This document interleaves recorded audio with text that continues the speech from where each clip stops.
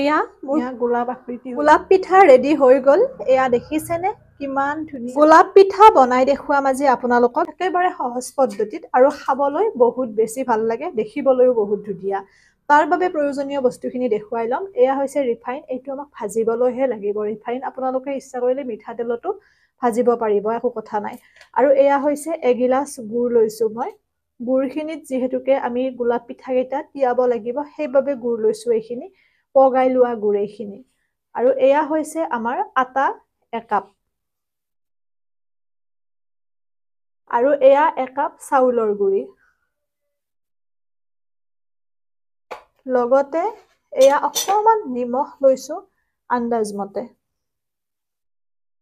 ইমানখিনিয়ে বস্তু, ইয়াতে কোনো ধৰণৰ চৌদা দিয়াৰ প্ৰয়োজন নাই। আৰু এয়া হৈছে ঠাণ্ডা পানী। এইখিনিৰে আমি যেনেকৈ ৰুটি বনাবলৈ ডো বনাই লওঁ, ঠিক তেনেকৈ বনাই ল'ম। আপোনালোকে ইতিমধ্যে পিঠা বনাৰ ভিডিঅ'সমূহত যথেষ্ট মৰম মোক দিছে। এই ভিডিঅ'টিও শ্বেয়াৰ কৰিব, লগতে কেনেকুৱা পালে জনাব। আৰু আপোনালোকে এবাৰ গোলাপ পিঠা বনাই পেলাই মোক ফটোসমূহ চেণ্ড কৰিব, মোৰ বহুত বেছি ভাল লাগিব। এনেকৈ আমি ধুনীয়াকৈ ডোটো বনাই ল'ম, যেনেকৈ আমি ৰুটি বনাবলৈ বনাওঁ। ডোটো বনাই পেলাই আপোনালোকক দেখুৱাই আছোঁ, যিহেতুকে নহ'লে ভিডিঅ'টি বহুত বেছি দীঘলীয়া হৈ যায়। ডোটো বনাব সকলোৱে জানেই। এয়া এইখিনি মোৰ ধুনীয়াকৈ মাৰি লোৱা হ'বয়ে। ইয়াতে অকণমান ৰিফাইন দি দিম মই, এচামুচমান দিলেই হ'ল, যিহেতুকে তেতিয়া ধুনীয়াকৈ ঢিলা হ'ব আৰু লাগি নধৰে। এনেকৈ আপোনালোকে ধুনীয়াকৈ ঢিলা হোৱাকৈ, কোমল হোৱাকৈ মাৰি ল'ব। বহুত ধুনীয়া দেখিবলৈ হয়, আপোনালোকে গম পাবই। এয়া হৈ গ'ল মাৰি লোৱা। এতিয়া আমি ধুনীয়াকৈ যেনেকৈ ৰুটি বনাবলৈ ডো বনাওঁ, ঠিক তেনেকুৱাকৈ বনাম। ডাঙৰকৈ বনালেও কোনো কথা নাই।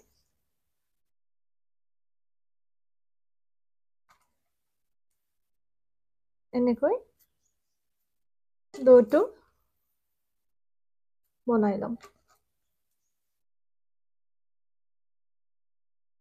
বনাই পেলাই ইয়াতে মই আপোনালোকে বেলনা মাৰিটো বেলিব পাৰে, কিন্তু মই এনেকৈ সুবিধা পাওঁ বাবে এনেকৈয়ে বেছিকৈ বেলা যায়।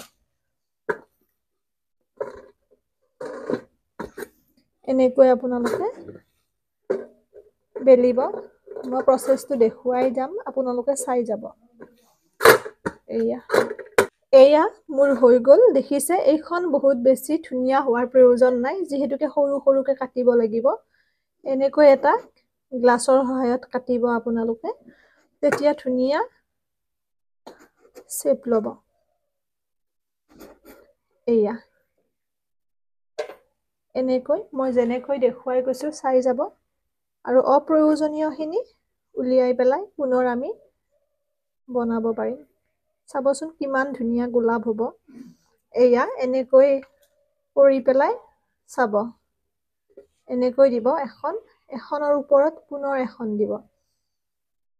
মই যেনেদৰে দেখুৱাইছোঁ এনেকৈ আৰু এখন দিব। আপোনালোকে যিমান সৰু বা ডাঙৰ কৰিব বিচাৰে পিঠাটো, সেই অনুপাতে আপোনালোকে বঢ়াই বঢ়াই যাব পাৰে। এনেকৈ দি এতিয়া আপোনালোকে এনেকৈ ধুনীয়াকৈ এফালৰ পৰা ঘূৰাই আনিব। দেখিছেনে? এনেকৈ ঘূৰাই আনি পেলাই মাজেৰে কাটি দিব।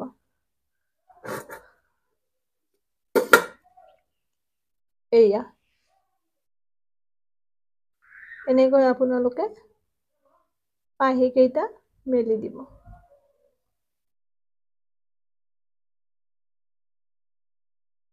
এয়া চাওক কিমান ধুনীয়া গোলাপ আকৃতি হৈছেনে?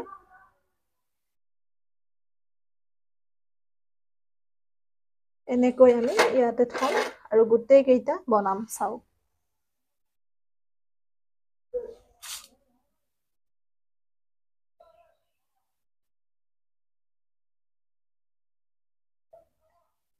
এয়া, এইটো পুনৰ আপোনালোকে এনেকুৱাকৈ অকণমান পাহিকেইটা মেলি দিব। চাওক কৈছোৱে, যদি ইয়াতকৈ ডাঙৰ কৰিব বিচাৰে আপোনালোকে 5খন ল'ব 4খনৰ ঠাইত। এয়া দুটা আমাৰ হৈ গ'ল। ঠিক একেদৰে আমি আৰু বনাম, আপোনালোকে চাব। বহুত ধুনীয়া হয় দেখিবলৈ আৰু ক্ৰিয়েটিভ পিঠা।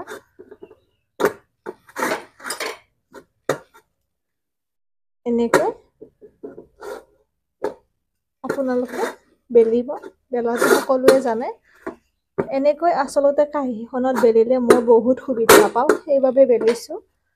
ইচ্ছা কৰিলে বেলনা মাৰিটো আপোনালোকে বেলিব পাৰে, কৈছোৱে। পিঠাটো কেনেকুৱা লাগিছে জনাবচোন দেখিবলৈ। এইয়া, এইবাৰ মই 5টাৰে বনাম, চাব ডাঙৰ হ'ব। 2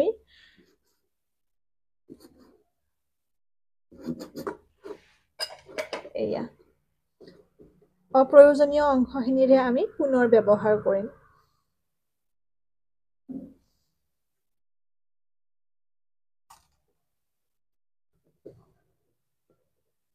এনেকৈ আপোনালোকে ইচ্ছা কৰিলে অকণমান হেঁচি দিব, তেতিয়া আৰু ওলাই নাযায় ৰাউণ্ড কৰোঁতে। এইয়া, এনেকৈ এফালৰ পৰা আপোনালোকে ঘূৰাই আনিব।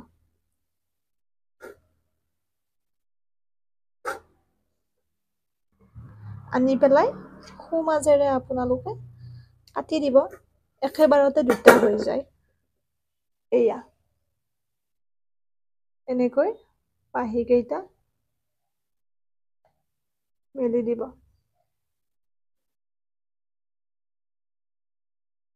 দেখিছেনে ইমান ধুনীয়া হৈছে? ঠিক একেধৰণে এইটো গোলাপো আমি এনেকৈ দিম। খাবলৈ যে কিমান ভাল লগা হ'ব, দেখিবলৈ বস্তুবোৰ ভাল লাগিলেহে খাবলৈও ভাল লগা হয়, নহয়নে? এইয়া, এতিয়া আমি একেধৰণে গোটেইকেইটা পিঠা বনাই ল'ম। পুনৰ আপোনালোকক দেখুৱাম বেলি লৈ পেলাই। এইখন হৈছে শেষৰখন আমাৰ, চাব ভালকৈ। একেবাৰে সহজ প্ৰচেছ।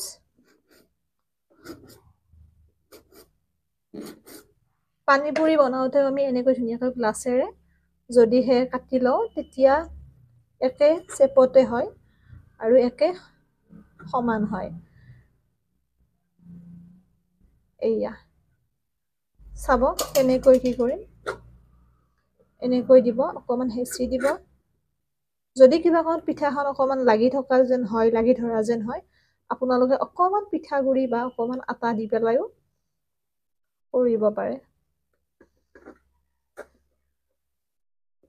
যিমান ডাঙৰ কৰে বা যিমান সৰু কৰে সেইটো নিজৰ ইচ্ছা। এনেকৈ ৰাউণ্ডকৈ আনিব। দেখিছেনে? আনি পেলাই সোঁমাজেৰে কাটি দিব। এইয়া, চাওক অকণমান যদি গুৰি দিয়ে একেবাৰে লাগি নধৰে। দেখিবলৈ কিমান ভাল লগা হৈছে, নহয়নে? এইয়া, একেদৰে মই গোটেইকেইটা বনাই ল'ম, লৈ পেলাই আপোনালোকক পিছৰ ষ্টেপটো মই দেখুৱাই দিম। আমি এইকেইটা ভাজিব লাগিব। আৰু এয়া মোৰ গোটেইকেইটা পিঠা বনাই লোৱা হৈ গ'ল। যিহেতু কম পৰিমাণে বনাইছোঁ, ইমানকেইটাই হৈছে। ইয়াৰ পিছত আপোনালোকক মই পিছৰ ষ্টেপলৈ লৈ যাম। ব'লক গেছলৈ কেৰাহী পাতি দিওঁ। গেছত মই কেৰাহী পাতি দিছোঁ এতিয়া। ইয়াতে মই এতিয়া ৰিফাইন দিম। প্ৰয়োজন অনুপাতে দিব আপোনালোকে। মই বৰ বেছিকৈ নিদিওঁ, যিহেতুকে মোৰ পিঠা বেছি নহয়। আৰু অকণমান দি দিছোঁ। আৰু আমি গৰম হোৱালৈ অপেক্ষা কৰিম এতিয়া। তেল ইতিমধ্যে মোৰ গৰম হৈছে। এতিয়া ইয়াতে মই এটা এটাকৈ গোলাপ পিঠাকেইটা দিম। এনেকৈ দিব যাতে ফুলটো মানে হেঁচা নালাগে।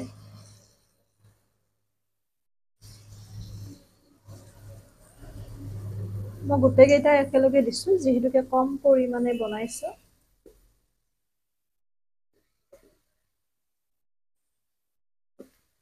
আচলতে চেষ্টা কৰিলে বিভিন্ন ক্ৰিয়েটিভ বস্তু আমি তৈয়াৰ কৰিব পাৰোঁ, অকণমান পৃথককৈ, নহয়নে? আৰু বহুত ভালো লাগে দেখিবলৈ।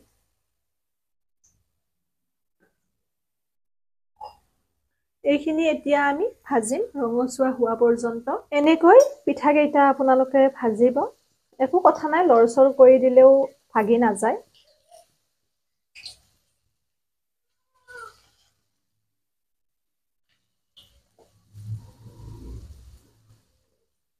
তেল অকণমান বেছি হ'লে ভাল হয়, কিন্তু ৰৈ গ'লে আচলতে ৰোৱা তেলটো মানে 2-3 দিন ৰাখি খালে অকমান অপকাৰ, সেইবাবে মই পৰালৈকে অকমান কমতে বনাবলৈ চেষ্টা কৰোঁ যাতে তেলটো বাঢ়ি তেল ব্যৱহাৰ কৰিব লগা নহয়। এনেই তেলবোৰ আমাৰ স্বাস্থ্যৰ বাবে বহুত বেছি ক্ষতিকাৰক, তথাপিও নাখালে যিহেতু নহয় খাব লাগিব, কিন্তু অকমান হিচাপত চেষ্টা কৰোঁ। ভিডিঅ'সমূহ ক'ৰ পৰা চাই আছে জনাবচোন আপোনালোকে, আৰু মোৰ বিভিন্ন পিঠা বনাৰ ভিডিঅ'ৰ পৰা আপোনালোক উপকৃত হৈছেনে জনাব। আৰু এটা কথা মই কৈ থওঁ, যিসকলে ইতিমধ্যে জানে তেওঁলোকে স্কিপ কৰিব ভিডিঅ'টি, যিসকলে নতুনকৈ শিকি আছে বা তেওঁ কোনোবাই অকণমান হ'লেও উপকৃত হৈছে তেওঁলোকৰ বাবে ভিডিঅ'টি, জনাসকলে স্কিপ কৰিব, কাৰণ বহুতেই জানে এইবোৰ যিহেতুকে। আৰু যদি মোৰ কিবা ভুল হয় সেয়াও আপোনালোকে আঙুলিয়াই দিব, মই শুধৰাব চেষ্টা কৰিম, যিহেতু ভুল হোৱাটো স্বাভাৱিক সকলোৰে। এনেকৈ আমি ৰঙচুৱা হোৱাকৈ ভাজিম। হৈছে ইতিমধ্যে, গেছটো চিমত দিব, অকমান কমাই দিব। এয়া তাৰপিছত পিছৰ ষ্টেপটো আপোনালোকক দেখুৱাম, একেবাৰে সাধাৰণ। ইয়াৰ পিছত আমি গুড়ত দি দিলে হৈ গ'ল, গোলাপ পিঠা আমাৰ ৰেডিয়ে হ'ব।